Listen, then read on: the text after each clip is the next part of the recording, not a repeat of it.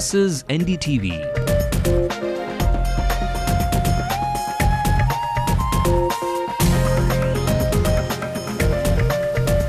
And you're watching Ndtv-Hindu.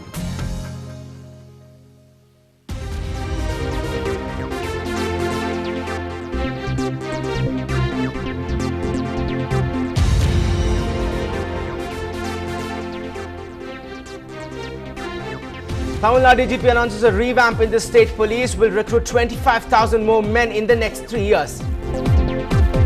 After repeated death threats, Jayalalitha's party workers want extra protection for their leader ahead of the Madurai rally. On the eve of the All India Trade Union strike, the Tamil Nadu government wants strikers not to disrupt normal life.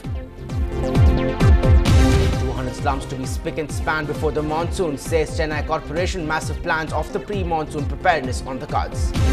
City police still clueless about the men who assaulted Chennai swimming champ. Deputy Chief Minister Stalin promises a probe into this attack. I just stated what happened and just urged him to find out who did it and why. The second such case this week, a 10-year-old girl is found dead in a well in Salem. Is it human sacrifices on the rise? Good news from Dalal Street. BSE goes up 338 points to reach a 31-month high. Hello and welcome to Headlines Now on Ndtv-Hindu. I'm Ramanathan. Those are the top stories we're tracking right here on Headlines Now. Let's take a quick look at the stories making national headlines. Bihar gets its dates for the elections this year. The state will go on to poll on October 21st. Bihar also finally gets the good news it has been waiting for a week long. The Ultras released the 3 kidnapped cops. Cabinet might be headed for a reshuffle. Manmohan Singh hints at a younger cabinet before the winter session. And one of the biggest upsets at Flushing Meadows, Andy Murray is wiped out.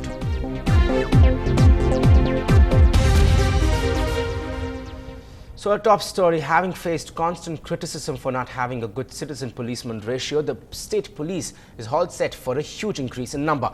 25,000 more police personnel will be recruited in a phased manner over the next 3 years. And that's a whopping 30% hike in the numbers from today. And this massive recruitment drive will start soon. The DGP today made this announcement when she was asked about whether the police force was facing a shortage in terms of numbers.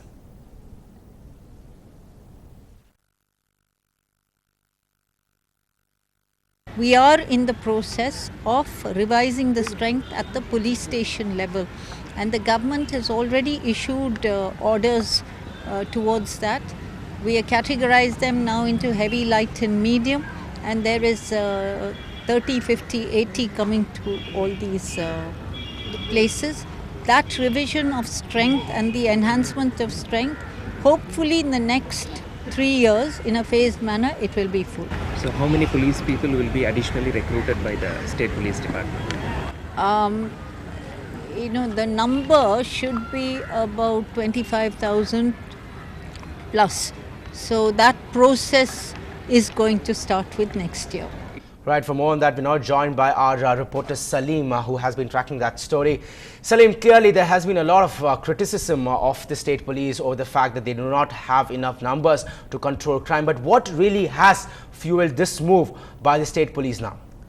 The sanctioned strength of the state police is 1,03,000, about 1,03,000. Whereas the present strength of the state police is only 88,632. So there is a huge difference. Now the state police has come all the way. The head of the state police has come all the way to recruit more than 25,000 police personnel in a span of 3 years. She very clearly says that it will happen in a phased manner. It will not happen in all of a sudden, whereas the recruitment process will start very soon. They have categorized the police stations into 3 different categories: heavy, medium and light, because different police stations needs different strength. Say for example, some police station may need 30 policemen, some police station may need 50, and some other police station may be may have control over a larger jurisdiction, and such police station would require some 80 police personnel in the station. So at present the DGP has said that they will recruit more than 25,000 police people, and that it will happen all of a sudden. As of now, the present police strength is 88,632. Ram? Right, Salim, quite very precise figures that you are giving us. But also, the central problem here really is, Salim, how to control crime, how to maintain law and order in the state. Now, how exactly is this increase in number going to help that? What do they have in mind? Now, with the increase in the number of police personnel, the state police has very clearly said that they are going to recruit the police personnel at the police station level in district as well as in the city. Say for example, take the Thuraipakam police station in Chennai city. For the past 1 decade, the police personnel, the number of police personnel are the same. Even the police personnel from the Thuraipakam station have been saying to us that the police strength is not sufficient, and even the city commissioner of police Sri Rajendran has very clearly said that the number of police personnel in the city is not adequate to maintain the law and order and to detect the crime cases in the city, apart from providing bandobast duties to VIPs. So, this seems to be a good move by the state police, as the state government has also passed a government order to that effect, and very soon the state police will witness an increase in strength in the number of police personnel. Ram? Right, Salim. Thanks a lot for joining us with the details on that story. Clearly, the state police do require a lot of policemen given their bandobast duties. Thanks, Salim, for that update. Moving on, the issue of security for the main opposition leader, party leader Jayalalitha, has yet again taken center stage in Tamil Nadu politics in the wake of 2 threat letters received warning Jayalalitha not to go ahead with the proposed mass agitation in Madurai. Despite threats, Jayalalitha remains unfazed and says she will go ahead with her plan on the 21st of September. Our political reporter Shabir Ahmed with the latest. Jayalalitha is feeling insecure ahead of her visit to Madurai for a rally. Amma and her party workers want more security. In the last 2 weeks, the AIADMK chief has received 2 death threats, warning her against the proposed Madurai trip on the 21st of September. The AIADMK says they will go ahead with their plan of conducting a mass agitation and allege that the DMK's Madurai MP, MK Argiri, is behind the threats. எந்த மிரட்டல் வந்தாலும் அதை சந்திக்கக்கூடிய அந்த சவால்களை சந்திப்போம் என்று அம்மா அவர்கள் சொல்லியிருக்கிறார்களே. நிச்சயமாக மதுரையிலே திட்டமிட்டபடி அம்மா அவர்கள் தலைமையிலே கண்டன ஆர்ப்பாட்டம் நடைபெற்றே தீரும். The Chennai Police Commissioner had said yesterday that Jayalalitha has enough security. The party has taken offence to that and has approached the police again for more security. இந்த அரசு இந்த கடிதத்தின் மீது எந்த நடவடிக்கையும் எடுக்க போவதில்லை என்பதுதான் நமக்கு புரிகிறது.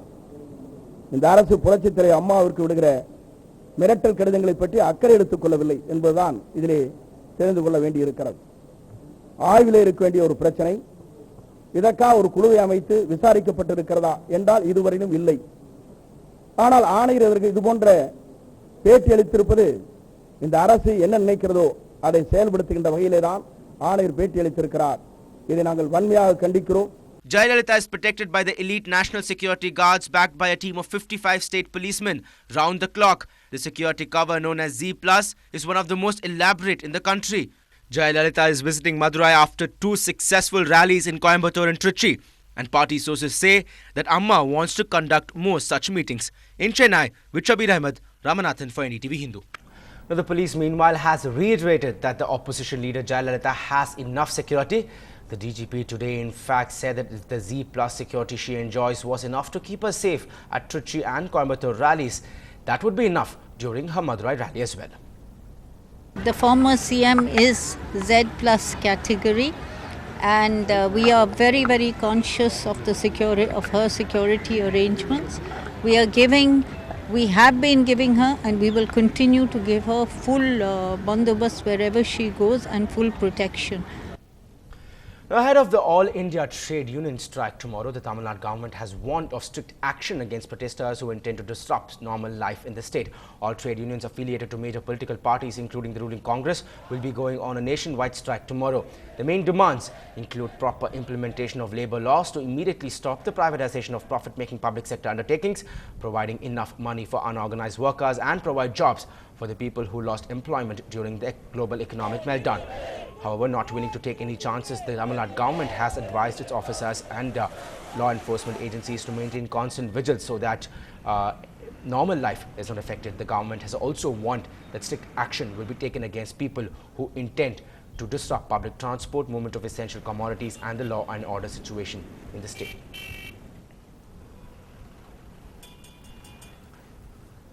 The members of these unions, however, defended their strike and said nearly 5 lakh trade union workers will be part of the All India Trade Union strike tomorrow, and this will not affect the normalcy on the streets. They are not making effective step to strengthen the public sector banks. They want to outsource the normal jobs, so there is an attack on our job security.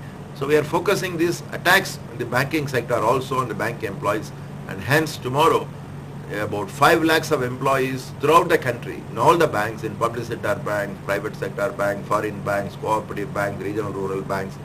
We are given a call for strike. They will join the strike, and it's only a protest action tomorrow. We want the government to intervene, take cognizance of our grievance and demands and do something. Otherwise we will further go for intensified actions. The central government employees, state government employees and organized workers, they are demanding immediate arrest of price rise, and essential service commodities should be supplied in all ration shops. And we demand the government to give protection to the workers at large. Now they are not given statutory salary, statutory working time, and they are being sent out of the services without any reasons. So this strike is meant for the common people of India. One day strike will not cause much inconvenience to the ordinary masses. Well, for more on that story, our reporter Lokpriya now joins us live from the newsroom. Lokpriya, which are the sectors which are expected to be affected by this strike tomorrow?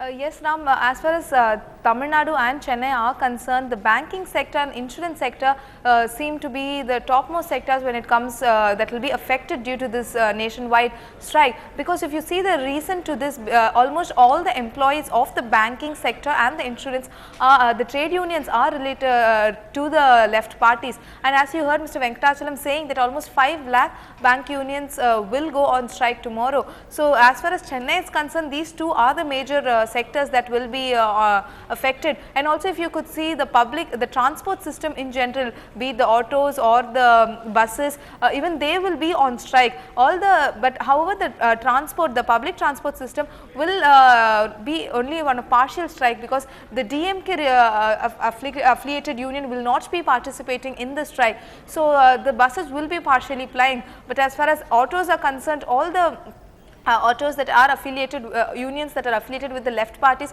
will be on strike. And one more thing, if you notice, it is interestingly, it's after independence, this is the first time that such a huge nationwide hartal is being called, and this is also the Congress, INUTC, the Indian will also be participating in the strike. So that also gives a added momentum to this whole strike in a sense, Ram. Right, Lokpriya, but also, the government has given a very stern warning. In fact, they have said that, they would take action if any kind of normalcy is disrupted. But any idea of what exactly they're talking about when they say action? And is it really possible, given the size and the magnitude of this strike tomorrow, is it really possible for them not to affect normalcy?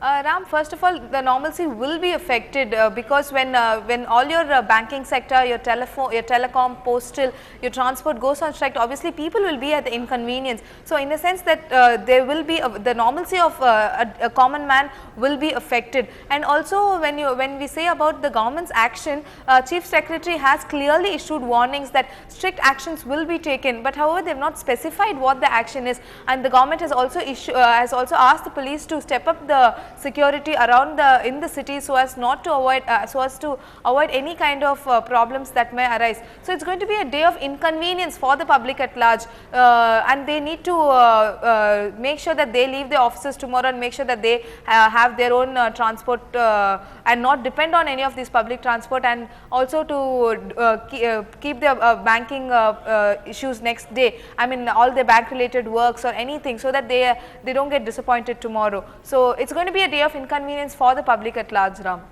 Right, Lokpriya, thanks a lot for joining us with the details on that strike tomorrow. Ndtv-Hindu will of course be following that strike very, very closely.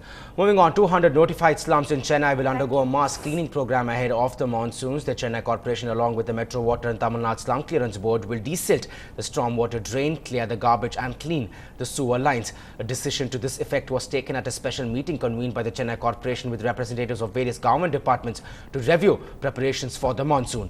The local body will also publish a booklet with names of nodal officers in charge of responding to natural disasters in various departments.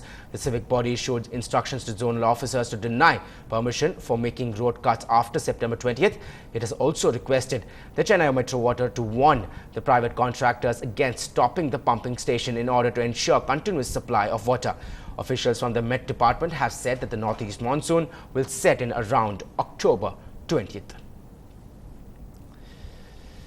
More than a day after Tamil Nadu's swimming champion and prospect for the Games, the Commonwealth Games, Balakrishnan Badrinath was assaulted by unidentified men. The police is still clueless about the attackers. Today, the swimmer met the Deputy Chief Minister M.K. Stalin and asked him to look into this case. The swimming champion was beaten black and blue by unidentified assailants when he was returning from a practice session on Sunday morning. The swimmer has said that he did not receive any personal threats and that he does not want any personal rivalries. The Deputy Chief Minister Stalin today, however, promised to order a probe into the matter. I just stated what happened and just urged him to find out who did it and why. He said he'll try his best, but he'll try to do what he can do. It's been a week since a 5-year-old in Salem was found dead in a drainage in a case of possible human sacrifice. And today, shockingly, in what seems to be a similar case, a missing 10-year-old girl's body was found in a well with one of her eyes gouged out. The girl had gone missing after returning from school on Saturday. Her body was found with cut injuries on her neck and ears. Locals suspect a case of human sacrifice by a group which is searching for treasure in the area. However, the police say that there is no possibility of a human sacrifice.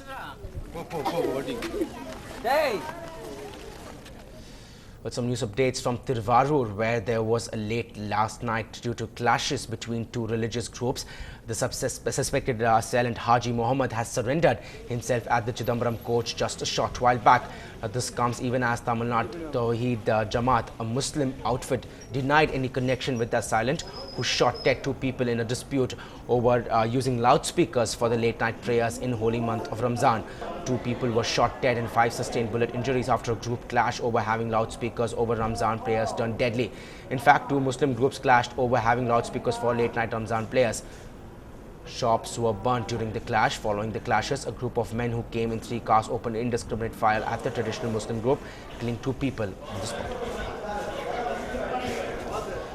A quick market update. In a strong bull run today, the Indian market scaled new highs, rising by nearly 2%. The Sensex climbed 338 points to close at 18,560. The Nifty raced past 5,500 levels to close nearly 100 points up from the day's start at 5,576. Positive job data in the US, supported by strong up moves by the Asian and the European markets, fueled the bull run today. Experts are positive about the momentum and feel that if it is carried forward, the Indian markets are likely to outperform global peers. The metals and the IT sector were the biggest gainers today. Meanwhile, the mid-cap and the small-cap segments continue to outperform the broader indices. Well, time to head into a short break, but on the other side, all the national news and Rahul Gandhi looking to exploit chinks in the left's armor in West Bengal. Mumbai's Dabawalas think out of the tiffin box to expand their business. Find out how and why on the other side.